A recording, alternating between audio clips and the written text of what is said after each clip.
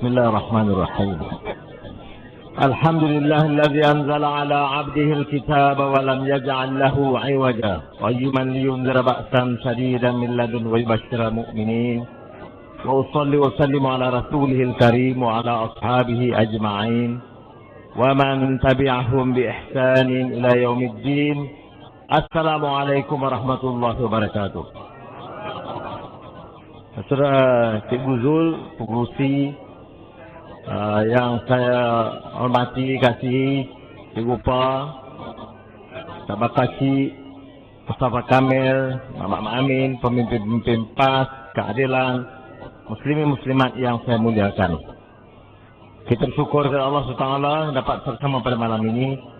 Dan saya ucap jazakumullah khairan katsiran, walaupun hujan, tapi kehadiran baik sekali. Kebetulan saya sampai di Rusila ini dan Tuan Ustaz Hadi Awang ada acara yang lebih awal di Selangor. Dia minta juga saya sampaikan salam. Dan saya pun izin untuk teruskan. Dan kebetulan dah beberapa ketika daripada pilihan raya Matampau baru saya sampai malam ini di Terengganu.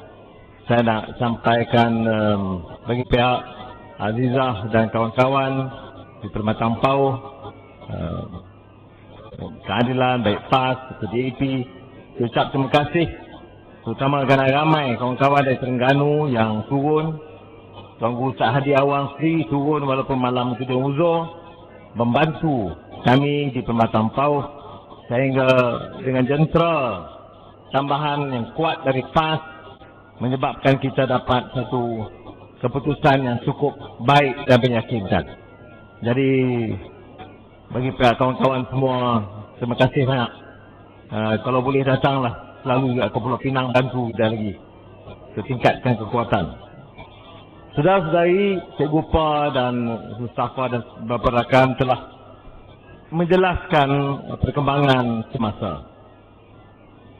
Dan hari ini dalam liputan media tak banyak cerita lain melainkan perebutan kuasa dalam UMNO.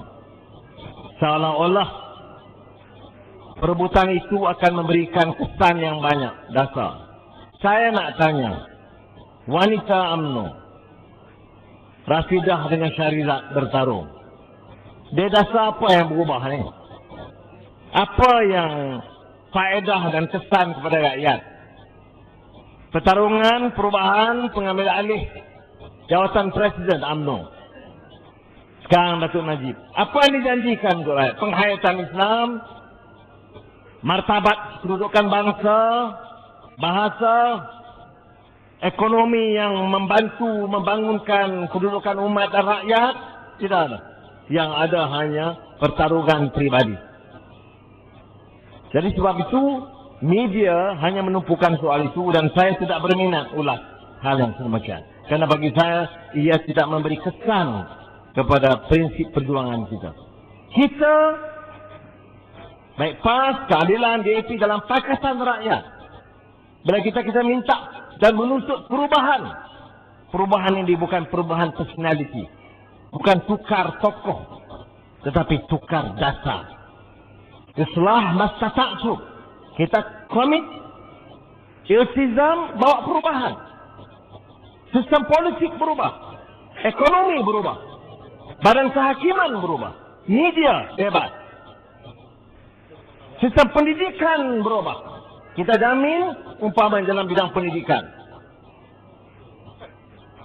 Pendemokrasian butuh pendidikan. Maknanya mutu pendidikan harus ditingkatkan. Kemudahan mendapat manfaat dan dinikmati oleh segulungan besar rakyat, kota dan desa dan kawasan pendalaman. Falsafah pendidikan mesti melakukan anjakan. Ya, kita ajar matematik, sains, pelbagai disiplin dan keterampilan dalam pelbagai bidang. Tetapi falsafah pendidikan kita tidak hanya melatih anak-anak pintar, tetapi anak-anak yang punya kekuatan akidah, akhlak syakhsiyah Islamiyah ma'nawiyah. Falsafah pendidikan tidak boleh lari daripada apa yang disebut dalam hadis Rasulullah sallallahu alaihi wasallam, "Addabani Rabbi fa ahsana ta'dibi." Yang kita nak tambah itu ilmu, mengangkat kedudukan dan adab mereka. Jadi bila kita bincang kedudukan Pakatan Rakyat, ini kesediaan kita untuk membawa perubahan ekonomi. Bukan soal harga minyak turun. Sudah pun tengok debat saya dengan Datuk Sabrisi sampai berbuih mulut tahan. Nak pertahan apa? Masa itu, masa kita debat, harga minyak antarabangsa $135 Amerika satu tong. Saya dah kata boleh turun 70 sen. Sekarang harga minyak $50 satu tong. Dia baru turun 70 sen. Tetapi bukan soal menurunkan harga minyak saja. Kita kena pacu pertumbuhan. Ekonomi kita mesti segar. Pelaburan mesti dibawa. Orang nak labur macam mana? Saya bawa usul tergempar di Parlimen hari Isnin ini kerana Malaysia gagal. Wang pelaburan masuk kurang daripada wang yang mengalir keluar. Tanya Datuk Najib, tak ada masalah. Ekonomi kita masih kukuh. Saya kata, Najib, ini ekonomi Malaysia, bukan ekonomi Mongolia. Dia duk kata kukuh juga lagi. Pengaliran wang keluar lebih banyak daripada wang masuk. Dia kata masih kukuh. Kalau wang masuk kurang, orang tak melabur. Macam mana orang nak melabur? Perangai masih hudup. Ambil komisen. Rasuah. Lambat-lambatkan kelulusan. Jaga kroni, anak pinak. Sebagaimana Cikgu Pah sebut tadi, menyentuh soal projek-projek yang melibatkan Patrick Lim. Itu satu. Memang dia sebut IPP. Dua. Memang betul. Masa buat IPP itu saya Menteri Kewangan. Janganlah gelak. Tetapi ada rekod. Di mana ada perbezaan yang nyata di antara pandangan Kementerian Kewangan dengan ekonomi, unit perancang ekonomi di bawah Perdana Menteri. Harga tidak ada kata sepakat. Saya terpaksa panggil mesyuarat khas dan dihadiri juga oleh Tan Sri Ani Aruk pada masa itu. Kerana harga IPP yang diputuskan oleh Perdana Menteri terlalu tinggi, membebankan rakyat. Sekarang ini dalam IPP soal minyak ini, rakyat kena bayar. Hari itu harga yang tinggi, IPP untung ratusan juta ringgit. Kalau kita perlu 100 megawatt, dia buat lebih 140 megawatt. Kerana kerajaan bayar. Kerajaan bayar maknanya rakyat bayar. Saudara, di Malaysia ini, lebihan kapasiti reserve sampai jadi 40%. Siapa kena bayar? Rakyat kena bayar. Kita cakap dalam 6 bulan ada perubahan, tidak ada perubahan. Kerana dia sibuk dalam perebutan jawatan tetapi tidak menyentuh kedudukan rakyat. Mana dia calon pimpinan UMNO yang kata kami akan menawar jawatan, menawar diri untuk memegang jawatan tertinggi UMNO untuk mempertahankan hak rakyat, menjamin kebebasan mereka, mengangkat martabat umat, menghapuskan rasuah, menjamin media yang bebas. Tidak ada yang bicara itu. Yang bicara hanya perebutan pertelingkahan pribadi. Sebab itu saudara-saudara, kita kena jelas mengapa kita harus berpakat untuk bawa perubahan ini. Ekonomi bagi kita tidak lagi daripada prinsip adil wa ihsan. Dia mesti ada pertimbangan etika.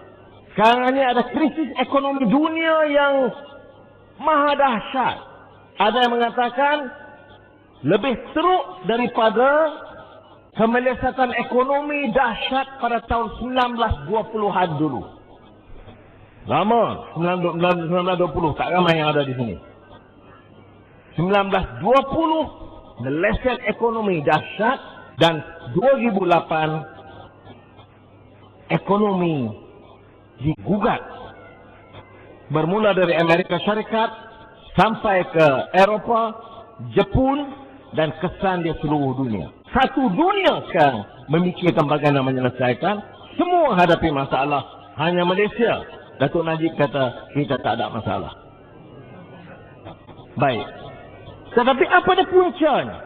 Saya ikuti juga ucapan Tuan Guru Ustaz Hadi Awang di Parlimen dalam isu belanjawan ini. Apa yang Ustaz Hadi sebutkan di antara lain ialah krisis ini didorong oleh sistem kapitalis yang memusatkan pertimbangan perniagaan dan ekonomi semata-mata dengan mengaut keuntungan setinggi-tingginya. Dia tidak ada pertimbangan akhlak, tidak ada prinsip keadilan. Dia tamak haloba. Sekarang ahli ekonomi Amerika sendiri mengaku ada dua sebab. One, greed. Two, aversion to extreme risk. Pertama, tamak haloba. Tak peduli. Siapa hebat niaga, dia untung paling tinggi. Apakah melalui riba? Bukan soal. Apakah menindas nasib pekerja? Bayar gaji dan upah yang paling rendah? Tak kira. Apakah guna kekuasaan untuk memperkayakan 2-3 pemegang saham utama dalam syarikat? Bayar beratus juta ringgit satu tahun bagi toke-tokenya. Tak dipedulikan.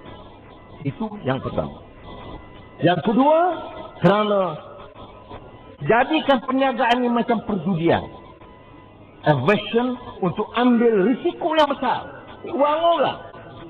Sekarang ni kumpulan wang simpanan pekerja, KWSP.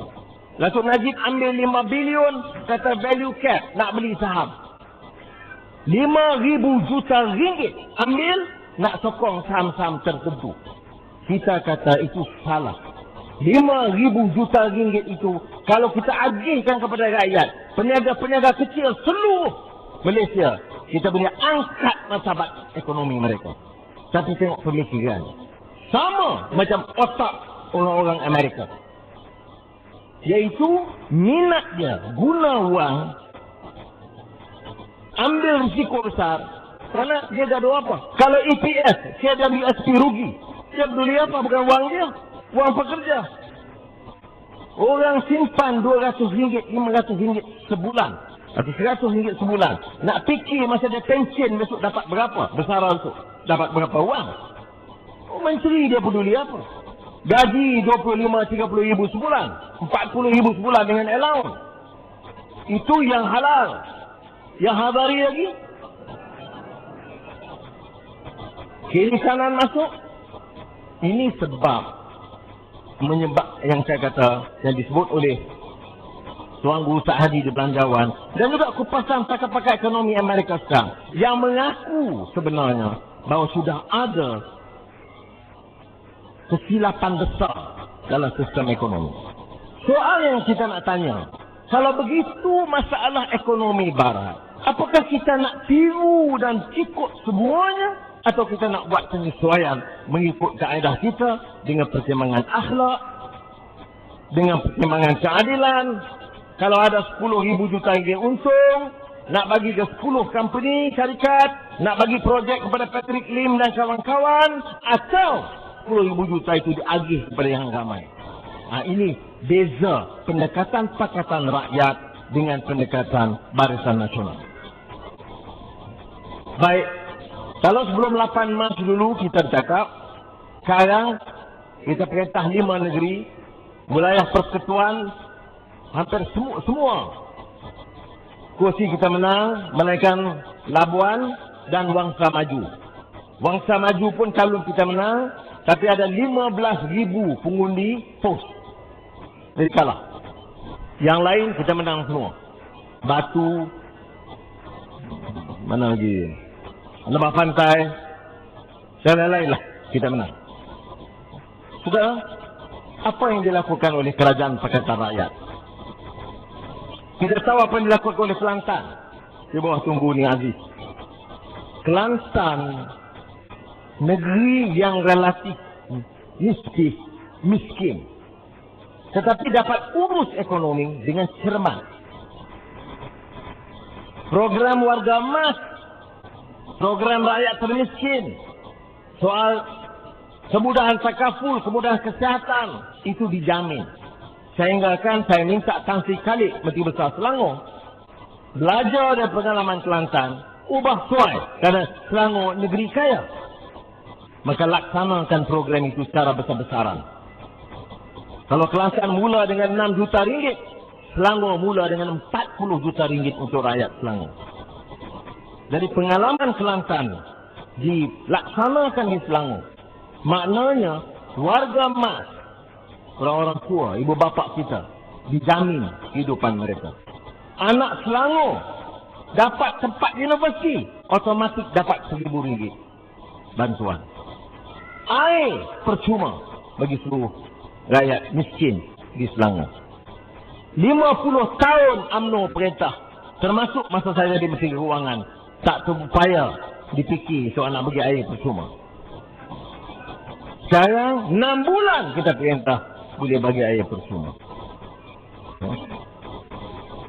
Kedah, Ustaz Azizan Menteri Besar. Walaupun Kedah belanjawannya masih defisit kerana terpaksa peruntukan besar daripada kerajaan persekutuan, dia kurangkan. Tetapi kemudahan asas diberi pertumpuan. Ustaz Azizan jadikan tumpuan program dia untuk kemudahan-kemudahan asas. Dia tak fikir menara tertinggi, jambatan terpanjang, gedung paling besar, istana hebat. Tidak. Dia fikir projek kecil yang boleh menampung keperluan rakyat jelata. Maknanya pendekatan berubah. Lim Guan Eng di Pulau Pinang, bila jadi ketua menteri, dia minta kat saya banyak bahan mengenai Omar Abdul Aziz. Saya kata, Guan Eng, why? Mengapa you nak pasal Omar Abdul Aziz? Dia kata, kerana saya faham dalam sejarah Islam, Omar Abdul Aziz ini pengurusan dia baik, dia anti rasuah, dia cukup cermat dalam belanja dan cukup jimat. Termasuk dia kata kalau guna pergi ke pejabat dia, kalau isteri dia datang ke pejabat Khalifah Omar Abdul Aziz nak bercakap, Khalifah Omar tanya kepada isteri dia, nak bercakap pasal negara atau rumah tangga. Kalau pasal rumah tangga, dia kena padam dulu lampu dia, kerana minyak itu jadi beban. Saya bila Guan Eng tanya, you dulu buat macam tu ke Azizah kalau pergi ofis? Tak boleh sebab saya kalau tutup lampu orang fikir lain juga. Tetapi maknanya contoh Khalifah Omar Abdul Aziz ini dari segi pengurusan, governance, accountability, pertanggungjawaban atau hizbah, itu luar biasa. Kita hantar kepada dia. Terus dia sampaikan ucapan bagaimana Khalifah Omar Abdul Aziz boleh jadi contoh dan teladan. Dah orang UMNO marah. Dia tak apa kapi kita pasal Omar Abdul Aziz. Jawab Guan Eng, dia kata, iyalah dah kamu yang Islam tak cakap pasal Omar Abdul Aziz, aku yang kafir dah turun bagi kamu faham sikit. Ya. Kemudian dia duk bagi satu ceramah, saya dengar Pulau Pinang baru ni, dia kata kita mesti jalankan kerja kita untuk bawa kebaikan. Apa-apa rasuah, penyelewengan, perjudian kita kena halang. Kita mesti ikut amar ma'ruf nahi mungkar. Saya tengok dia betul kan? Kita tak mau ikut macam UMNO, amar mungkar nahi ma'ruf. Itulah sebabnya maka UMNO dan Dewan Undangan Negeri marah betul dia. Macam mana you orang kafir duk cakap amar ma'ruf nahi mungkar? Ini mempermainkan Quran. Dia kata tidak. Saya tahu, saya tanya guru-guru agama, kawan dia bagi tahu, kalau betul-betul you ikhlas, faham ini, you boleh buat sama-sama dengan orang Islam. Jawab dia. Cara dia daripada ketua UMNO bahagian. Saudara, apa yang dia lakukan? Pertama, dia minta persetujuan kami. Dia kata, dia nak hapuskan. Kerana Pulau Pinang ni, dari segi ekonomi, agak tinggi sikit. Jadi dia kata, dia nak hapuskan golongan yang paling miskin. Hardcore poor. Kemiskinan tegar di Pulau Pinang. Siapa dia? 70% orang Melayu. 20% orang India, 10% orang Cina yang masuk kategori paling miskin di Pulau Pinang. Walaupun jumlahnya tak ramai. Dan Lim Guan Eng kata, saya malu mau jadi Ketua Menteri Pulau Pinang kalau orang kemiskinan tegar itu ada. Jadi dalam tempoh 6 bulan, mana bulan Mac tahun depan, insya-Allah dia boleh selesaikan masalah ini. Sudah. Itu yang kita lakukan. Wah, UMNO serang. Dia kata ini kita guna lebuh Aceh. Lebuh Melayu. Itulah Melayu lah. Melayu besar. Di bawah tu, dia kata dia tulis Cina sikit. Ada di tengah jalan, lebuh Aceh. Di bawah situ, tulisan Arab. Lebuh Aceh. Ada yang tulisan Tamil. Wah, UMNO kata, ini satu pengkhianatan kepada bahasa Melayu kita. Otak engkau. Khianat apa macam itu? Siapa yang khianat penggunaan bahasa? Tengok mutu penguasaan bahasa kita sekarang. UMNO. Siapa yang suntuk mengajar matematik dan sains dalam bahasa Inggeris? UMNO. Apa masalah nak guna bahasa lain kecil-kecil? Tak ada masalah. Sudah pergi Oxford Street, London. Masa orang Arab ramai. Itu dia bahasa Arab. Oxford Street besar. Bawah tu Oxford Street. Al-Lughah Al-Arabiyah. Jadi, kerana mereka tak upaya buat apa. Engineer Niza di Perak. Seorang tokoh muda, berarti besar, dari PAS, jaga Pakatan Rakyat. Dengan ahli esko DAP yang ramai dan keadilan, dan semuanya dia kendali. Petah bahasa Melayu dan bahasa Inggerisnya, bahasa Cina-nya. Saya dengar dia cakap tak betul, tapi bunyi sedap Cina. Dan dia ambil sikap yang cukup baik. Pendekatan dia. Apa dia lakukan? Dia kata, kita tumpu pendidikan sebagai yang penting. Maka semua sekolah Arab, sekolah agama, sekolah kebangsaan, ditentukan tanah-tanah tambah. Termasuk sekolah-sekolah Cina. UMNO serang dia. Ini Menteri Besar PAS Pakatan Rakyat khianat kepada orang Melayu kerana bagi tanah sekolah orang Cina. Selama ini UMNO tak pernah bagi tanah sekolah orang Cina. Bagi tanah kat sekolah orang Cina, bagi saya tak ada salah. Saya nak cakap tu sekarang di masjid. Apa salah bagi tanah ke sekolah orang Cina? Bagi tanah kat Pasar Kelim tak apa. Itu nak cuba masuk saya balik kan, saya cakap banyak. Itu sudah, ini keadaan dia. Padahal seluruh tanah bagi sekolah Cina mungkin 4,500 ekar. Seluruh negeri Perak. Tapi untuk semua sekolah agama yang orang Melayu punya sekolah Islam ini berbelas ribu ekar. Apa masalahnya? Mengapa kita tak boleh tunjuk kita ni bersikap adil? Yang kita bagi 1,000 ekar pada tokai Cina, tak apa. 1,000 juta ringgit untung kepada YTL, pakar pasir gudang, IPP, tak mengapa. Kita bagi tanah untuk orang Cina belajar, dia jadi masalah. Ini UMNO kerana tidak ada bahan dan modal.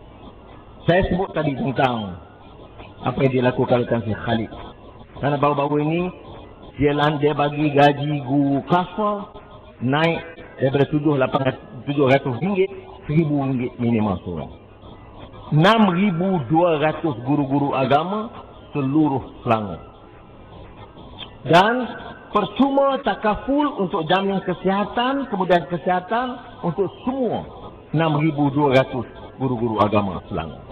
Kita kumpul mereka di stadium, kita jelaskan tanggungjawab mereka, dan saya bagi tema tanggungjawab mereka tanam akidah, bentuk akhlak, dan tingkatkan syakhsiyah Islamiyah maknawiyah. Masalah sosial, masalah jenayah, masalah dadah, masalah rasuah, itu puncanya dari akidah, akhlak dan syakhsiyah Islamiyah maknawiyah. Kalau tidak, ratus juta belanja. Karena Barisan Nasional yang bercakap untuk menyelamatkan bangsa Melayu, dia lupa hampir setengah juta anak-anak Melayu itu menjadi mangsa najis dadah. Nak selesai, ratus juta ringgit tak selesai. Sebab itu, bagi kita, penyelesaiannya ialah tanam kekuatan akidah, akhlak, syakhsiyah dari peringkat awal. Dan ini peranan guru-guru agama, termasuk guru-guru kafah. Saya masih ingat almarhum Muhammad Nasir, pemimpin Islam, pemimpin Fatimah Syumi dan Perdana Menteri Indonesia, tokoh Islam besar di rantau Kepulauan Melayu. Apa dia kata? Dia sebut di antara lain, bila penjajah Amerika, Inggris, Belanda menyerang negara-negara berkembang, Belanda di Indonesia, Inggris di Malaysia, Itali di Libya, Prancis di Algeria, diserang semua, jatuh habis. Raja-raja mengalah. Pegawai pentadbir menjadi perkakas kepada Inggris.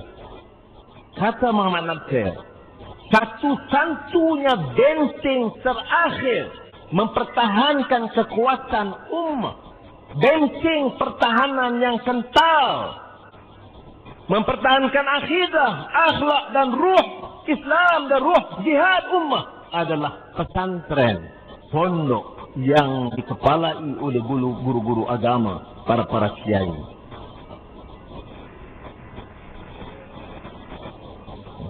Jadi sejarah membuktikan bila kita jatuh setelah perjanjian Pangko,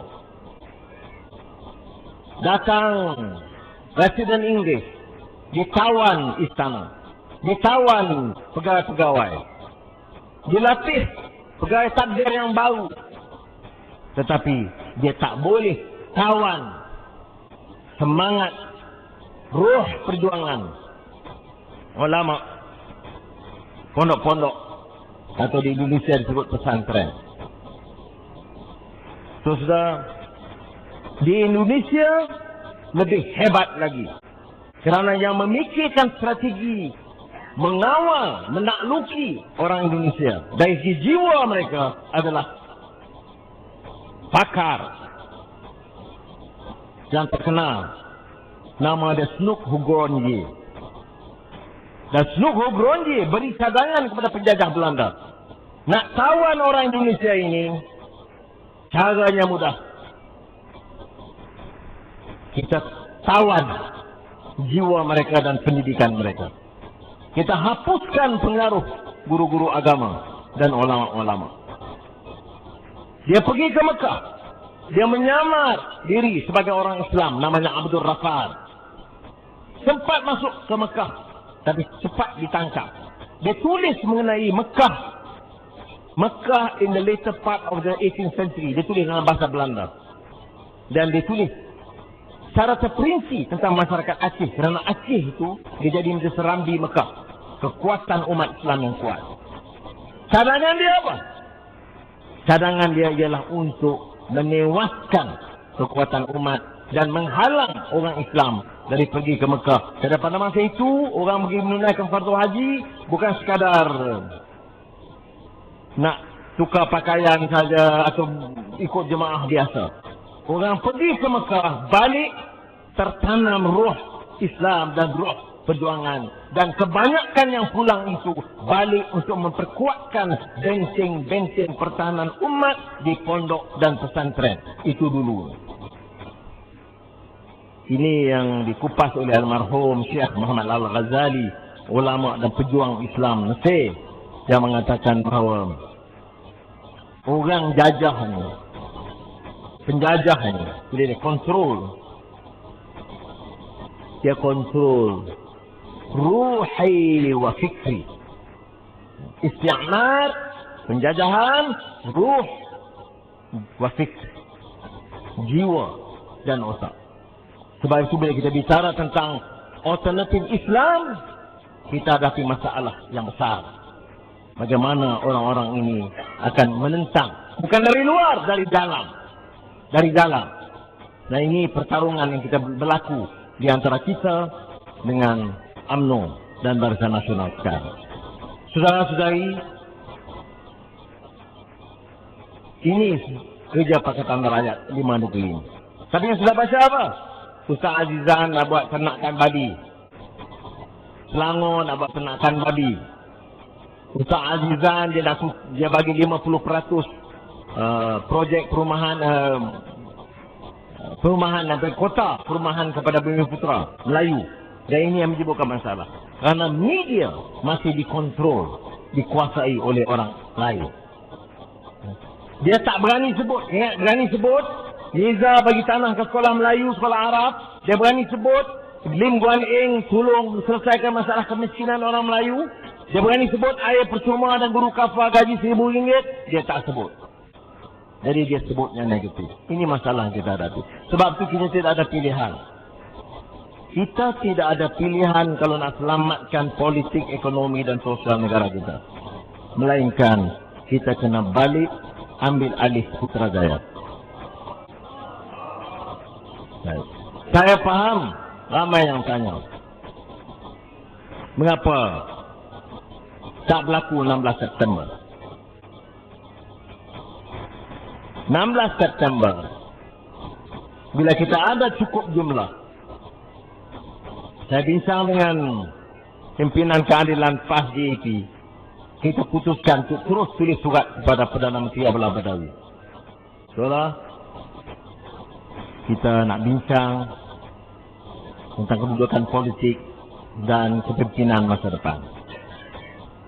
Datuk Dola kata, esok tu, dia tak mau jumpa. Beliau orang kata, tapi dah tulis surat, saya tak hadir dan kes yang sign, nak jumpa Datuk Dola. Dia kata, bukan nak cakap pasal peralihan kuasa. Dia tak sebut pun, dia sebut lain. Iyalah, orang Melayu kata, Dola, hang kena jumpa aku esok, kerana aku nak ambil alih kuasa Perdana Menteri esok. Kita tak sebut macam tu. Kita kata, kita akan bincang tentang masa depan politik dan pimpinan negara. Fahamlah ya Rabbi. Dia tolak. Kemudian lepas kita bincang minggu berikutnya, kami bertiga tulis surat satu lagi kepada Datuk Dola, minta adakan sesi atau sidang khas parlimen supaya kita putuskan di parlimen siapa yang punya kekuatan untuk tubuh kerajaan. Dia tolak. Jadi pilihan kita dua dah terlepas. Tapi saudara, saya minta maaf lah kerana ada orang harap betul. Saya pergi naik kapal terbang tadi. Pilot datang. Datuk, bila lagi? Saya kata, bila apa? Bila? Nak ke Putrajaya. Saya kata, kalau ikut saya, hari ini kita pergi lah. Jadi orang tak sabar. Dan saya faham. Kerana orang mau perubahan. Kita dengar. Yang Cikgu Gupar sebut tadi, IPP, Petri, kita dah dengar. Kita tahu ni rasuah. Harapan ada perubahan, tak adanya. Kalau orang mereka, wanita akan tuyakan letup pun, selesai, mudah. Tak ada tahu siapa bunuh. Tak ada siapa letup, tak ada. Datuk Najib, tak kenal. Razak Baginda, tak kenal. Dia yang letup siapa dia, tak tahu. Mungkin dia ambil bom dan letup diri dia sendiri. Kenal. Siapa yang percaya kepada siasatan Koli? Siapa yang percaya pada pendakwaan Gani Patel? Siapa yang percaya umumnya dengan perjalanan mahkamah hari ini? Orang perhatikan. Lihat media kita. Rasuah satu persatu dibangkit oleh ahli parlimen. Hari ini sidang parlimen tak macam dulu. Menteri lari. Iya, tak ada. Jarang nampak. Dia tak ada. Saya masa Menteri Kewangan dulu, Cikgu Puan tahu lah. Saya sendiri jawab. Dan bila saya baca handset 95, Ustaz Hadi, barang, bangun, tanya. Kita jawab. Bangun siang, bangun. Terpaksa kita ulang. Sekarang, Menteri Kewangan, ucapan menggulungkan, tak boleh tanya. Kemudian, bila mari gila dia nak gulung, dia lari. Demokrasi Malaysia. Otak kau. Jadi, kerana apa? Kerana ahli-ahli parlimen. Bukan soal saya. Ahli-ahli parlimen. Bukan cakap saya, Ustaz Hadi, Kisian, kita kira orang lama. Ini, yang barisan baru ni, ahli-ahli parlimen kita. Dari PAS, keadilan DAP ini bangun. Siap dengan data dan angka. Bongkar satu persatu. Belum selesai kes kapal selam dengan komisen 500 juta. Komisen namanya. Sebab menteri ambil. Polis bawa ambil corruption. Menteri komisen. Menteri darah macam tu lah juga. Lepas kapal selam Sukhoi jet dari Rusia 400 juta. Belum habis Eurocopter. Bayangkan Eurocopter yang kita marah sangat. Yang saya minta nak buat bahas di parlimen. Sebab apa? Beli ribu juta ringgit punya Eurocopter. Tak payah tengok. Sudah tahu apa maknanya? Maknanya Datuk Najib lulus untuk beli Eurocopter, tetapi tidak pun lihat Eurocopter. Terpakai tengok atas kertas dan beli. Kita beli Proton Saga second hand pun kita kena tengok. Siapa yang beli Proton Saga second hand tak payah tengok. Telefon. Hello, bagus. Engine, bagus. Okey. Color, okey, kuning. Okey, beli. Bohong. Tak adanya. Tetapi Malaysia, pimpinan UMNO dan Barisan Nasional belanja ribu juta ringgit beli Eurocopter, tak payah tengok. Dan bila kita tanya, kenapa tak tengok? Kita puas hati dengan kertas siasatan laporan ini. Sudah, dah seru. Tenat mereka. Habis itu, satu persatu, berpuluh kes yang dibangkitkan. Ya? Cuma, keadaannya berbeza kerana kita ada kekuatan di parlimen. Pagi tadi, saya di Sabah. Datuk Yang Tegli dan SAPP, dua ahli parlimen berunding kerana sekarang mereka bebas.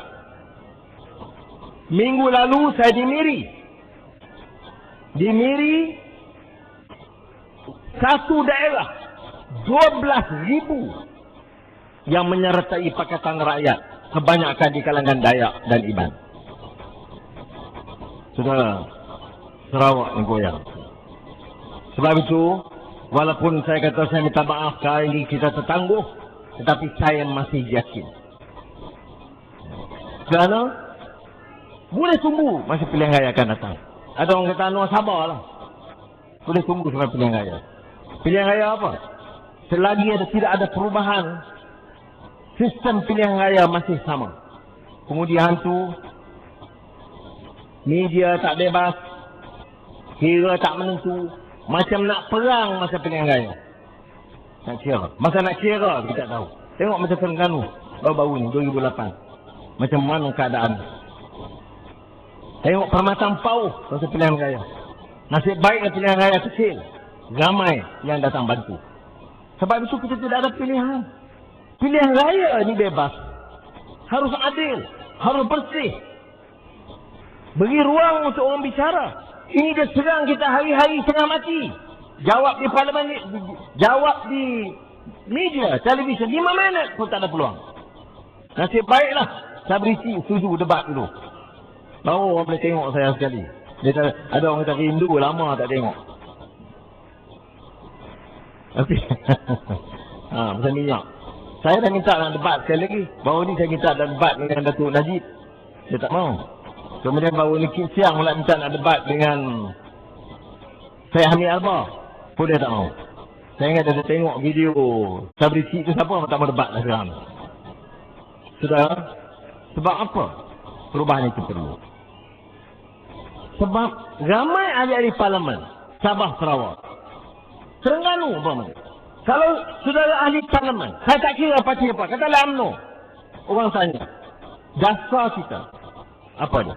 Kita menang, royalty itu bukan 5%, kita bagi 20% kepada negeri. Kerana kebetulan Terengganu, Sabah, Sarawak, negeri yang kaya dengan hasil mahsul bumi, tetapi paling miskin rakyatnya. Sebab itu, wajar dipindahkan sebahagian keuntungan itu untuk membangunkan rakyat. Jadi kalau tanya orang Sabah, dia tak mau ke 20%. Ya, baik juga. Sarawak, begitu juga. Balak dah habis dah. 1000 ekor, entah ke mana. Tengok senarai orang yang sama sana. Saudara, sebab itu perubahan ini perlu. Saya syukur kepada Allah SWT kerana dalam Pakatan Rakyat muafakat kita cukup kuat. Sekarang ini tiap Selasa malam Rabu, semua ahli parlimen Pakatan Rakyat dipimpin oleh Tuanku Ustaz Hadi, Kip Siang dan saya duduk dan kita bincang bersama dengan pemimpin negeri. Malam esok, Selasa malam akan datang Menteri Besar Perak dan Menteri Besar Selangor tolong jelaskan isu-isu. Minggu berikutnya Tuanku Wening Aziz, Ustaz Azizan dan Lim Guan Eng pula menyampaikan pandangan. Jadi tiap Selasa malam Rabu supaya betul kita bincang isu-isu yang boleh membawa kebaikan dan faedah kepada rakyat kita. Apa yang tidak kita tolak ansur? Ada orang tanya sekarang ni, Pakatan Rakyat ini menyerah banyak kepada China. Saya nak jawab. Soal prinsip pertama, kedudukan apa yang dipersetujui dalam perlembagaan. Bahasa Melayu, bahasa rasmi. Bukan untuk gunting. Dah jelas, tak ada guntingan. PAS setuju, keadilan setuju, DAP setuju. Tiga-tiga tanda tangan. Saya tanda tangan, Ustaz Hadi tanda tangan, Lim Kip Siang bertanda tangan. Yang kedua, hak keistimewaan orang Melayu dan Bumi Putra. Perkara 153 dalam perlembagaan. Tiga-tiga tanda tangan. Tak soal lagi dah. Ketiga, kedudukan Islam sebagai agama persekutuan. Kita setuju dan tanda tangan tiga-tiga. Sama ada di Pulau Pinang, Lim Guan Eng atau Ustaz Azizan di Kedah, keputusan itu tetap terpakai. Keempat, kedudukan Raja-Raja Melayu. Empat perkara ini kita terima dan tidak dibahaskan. Tetapi fitnah yang dibuat di kalangan orang Melayu oleh UMNO ialah seolah-olah kedudukan Melayu tergugat. Orang Melayu dicabar oleh bukan Melayu. Saya nak tanya, bukan Melayu mana yang cabar kedudukan Melayu? Orang Melayu mana? Cina mana? India mana yang pertikai, yang menyebabkan orang Melayu miskin? Yang ambil ribu-ribu juta ringgit kontrak dan saham daripada orang Melayu. Sudah tahu? Ya. Jadi patut orang UMNO tanya pemimpin dia. Mengapa ribu juta ringgit projek dibagi kepada tokoh-tokoh Cina? Mengapa IPP dibagi kepada mereka? Dan kemudian disalahkan kita dalam Pakatan Rakyat kerana tak tolong bela nasib orang Melayu. Saudara-saudara, perlu kita, saudara, pertarungan sekarang ini ialah soal kekuatan di kawasan-kawasan Melayu dan Islam. Sebab tu UMNO dia guna itu isu. UMNO yang harus perintah. Saya tak ada masalah kalau UMNO itu tetap tegak kepada prinsip perjuangannya. Tingkatkan kedudukan umat, bela nasib rakyat, adil. Siapa kita nak lawan? Kalah kita kalau kita bertarung dengan UMNO yang adil dan bijak dan Islamik dan semangat kemelayuannya tebal. Tak mungkin. Tetapi UMNO tak mampu lakukan begitu. Puluh ribu juta ringgit hilang. Beli senjata 2,000 juta, 500 ringgit lesap. 500 juta lesap. Sebab itu, kita tidak ada pilihan. Kita doa kepada Allah SWT, kita perkuatkan jentera kita. Dalam PAS, dalam keadilan, supaya kita sedia untuk bawa perubahan. Bila kita doa, cepat mungkin. Tetapi, ini kita boleh ikhtiar, tapi fatawakal ala Allah. Kita kena serah kepada Allah SWT. Saya sekali lagi nak ucap terima kasih banyak kepada rakan-rakan, khususnya Cikgu Fa dan PAS Negeri Terengganu yang bekerjasama kepada kita untuk dapat memberikan penjelasan. Wabillahi taufiq wal hidayah. Wassalamualaikum warahmatullahi wabarakatuh. Takbir.